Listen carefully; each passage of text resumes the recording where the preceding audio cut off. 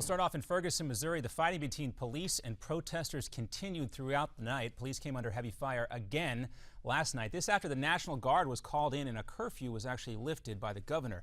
Police arrested a total of 31 people and 4 officers were injured by thrown rocks and Molotov cocktails, but police did not fire one shot, according to officials. Now, early this morning, State Trooper Ron Johnson, who has become the public face of the police response, blasted protesters for showing up from out of town with specific purposes for causing trouble. Protesters are peaceful and respectful. Protesters don't clash with police. They don't throw Molotov cocktails. It is criminals who throw Molotov cocktails and fire shots and endangers lives and property. It is now being reported that many of the people arrested last night came from New York and California. Now, the violence in Ferguson is prompting the White House to get involved. President Obama said the fighting must stop, and he announced yesterday that Eric Holder, the Attorney General, will get a first-hand look at the situation starting tomorrow. The FBI and the DOJ are conducting separate federal investigations into the police response in Ferguson. Now, we've heard very little about the police officer, Darren Wilson, who shot and killed Michael Brown until now. A woman claims she's a friend and knows his side of the story. She called into a radio talk show yesterday to share Wilson's side of the story. Michael starts taunting him.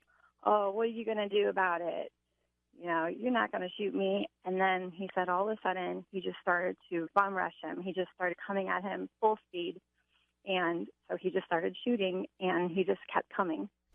Well, the caller claims a significant other of Wilson told her the details of what happened. Other media outlets, including CNN, are confirming her story. And police have also found the body of a missing pregnant wife of a U.S. Marine. She was discovered in an abandoned mine shaft in Southern California. You see a news conference about that yesterday. Her husband was stationed nearby. Now, police spent 2 months searching for the woman in a remote area east of Los Angeles. Her alleged lover has been arrested on suspicion of homicide. Now, down in Texas, Governor Rick Perry will not be arrested. A judge opted not to issue an arrest warrant for him.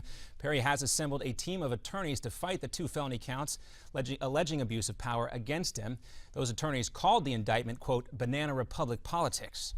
The charges leveled against the governor are a really nasty attack, not only on the rule of law, but also on the Constitution of the United States and the state of Texas, and also the fundamental constitutional protections that we all enjoy.